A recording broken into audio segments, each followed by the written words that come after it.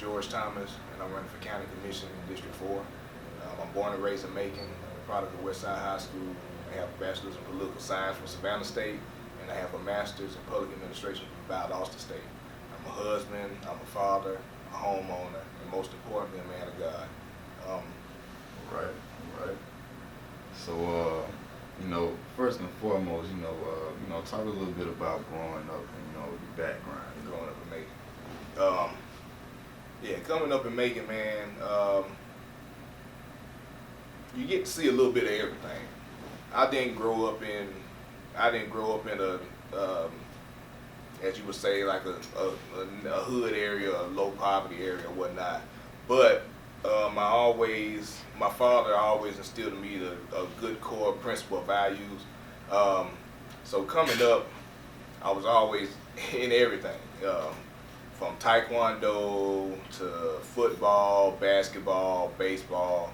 I never got a break, and I guess it's a good thing, because when I did get some free time, I really appreciated it, and then I really didn't like it too much, having too much free time. So I can see, saying, out of time, devil playground or whatnot. I can see how that can be so, because I was always running to the point, like I never even had time to think about doing, stuff, did the wrong thing or whatnot. Growing up, dad definitely a disciplinarian. So if I was stray off, he definitely would get me back on track. It would be in that house. Let's say it that way. Definitely hard no, but I appreciate it, and yeah. So right now we're talking about you running for commission. What was it like for you growing up in school? Like what were some of the things you were involved with before you got into politician? Well, besides sports, I was always into something. Savannah State, various student organizations. I'm a member of Mega Psi Phi Fraternity Incorporated. I was the vice bosselist of my chapter down in Savannah. Fast forward after graduation, I was in the nonprofit. Well, I'm still in nonprofit, but I was in the mental health sector for a long time, and so I had all the community resources and stuff. I had to find them all the time. I used to have them memorized like the back of my hand. I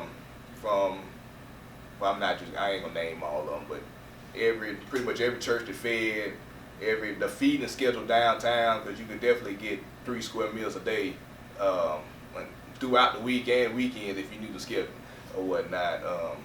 And from that to working with my good friend Antonio Lewis Ross with the SMART organization, South Macon Arts Revitalization Technology, and working right there on Houston Avenue, getting things done there. And then just being a mentor, coaching my kids and youth or whatnot. Just always lending advice to everybody. Even with just me and my immediate circle, when some of my friends, they got a lot going on or they want advice about life, they come to me. So they gonna ask me about, hey, what you think about this? I'm in a debacle. What, how should I handle this? What's your opinion on so and so? So that's even in the family, people come to me. When my family members always, if they got problems, they tell me about them and stuff. And so I really, even when working in mental health, that's still, I used to have to do that for my own family and stuff, like you always listen to somebody's problems. Everybody got problems you talk to about each other. Even just growing up as a man, we are taught just to be so hard about everything. You can't cry, you can't show emotion, man up, some people actually really do need help, and medication or something, with depression is real, people have problems and need guidance or whatnot. What is it about mental health that, makes you want to advocate for?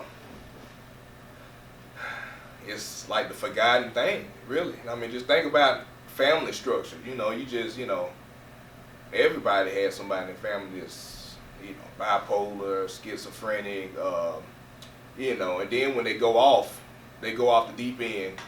So say you schizophrenic, they're not taking their medicine or whatnot, so that leads them to self-medicate. So now, they're not taking the medicine. Now they on drugs, alcohol.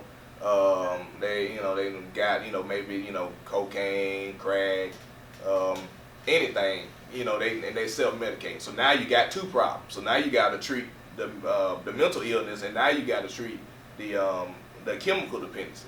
So now, yeah, and we just really need to be more open to mental health and really understanding how it works. Mm-hmm. And because like even with schizophrenia, you can be fine all your life, have no symptoms at all. By the time you get that 2021, it can just hit you just like that. And then after that, your whole life changed. That's just how the nature of the disease. Like even in my family, I had an uncle. He passed, rest in peace. But he was schizophrenic, and he didn't take any medication. And everybody knew, he was like, yeah, your uncle, he's strange, and all this stuff. And I went to high school with I had two cousins I went to high school with. I didn't even know they was in Macon until after he died and after I graduated. And they came to me, they was like, hey, I remember you. I went to high school with you. I'm like, okay. And they knew I was their cousin. You know what I'm saying? Like, they didn't say anything. And that's just like preconditioned things, just because, in high school, pretty much a lot of people knew me. I was on the football team. I was always doing something.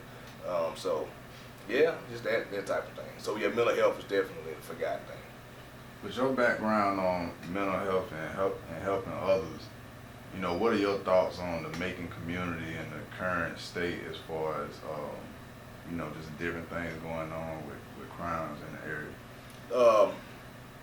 Well, crime is a product of lack of opportunity and lack of jobs. So with Macon, it's jobs coming, and it's progress that has been made.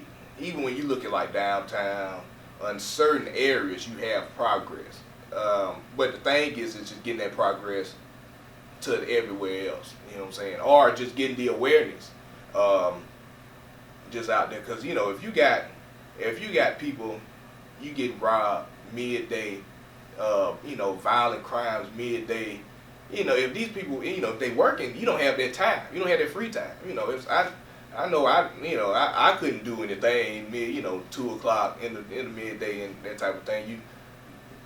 You increase and lower the poverty rate, and then the crime rate goes down, which it has went down. I remember seeing an article come out a few months ago showing how it went down. Especially, I know it's went down downtown or whatnot. Like, so it's it's not just a whole lost cause, but you gotta give the youth something to do, train them, vocation. Not because you can't always preach this 4-year degree or whatnot. Because realistically speaking, the quickest way to get to a career or whatnot is to go to trade school, and that's part. That's because even preaching the 4-year thing or whatnot, different strokes for different folks. It's created the skills gap that we have today. So, you're always gonna need plumber, electrician, welder, all the healthcare. You always, definitely with this, pandemic right now, you need as many healthcare workers as you can. There's always a shortage, So, yeah, this preaching hope to the youth and whatnot, and giving them role models to look up to.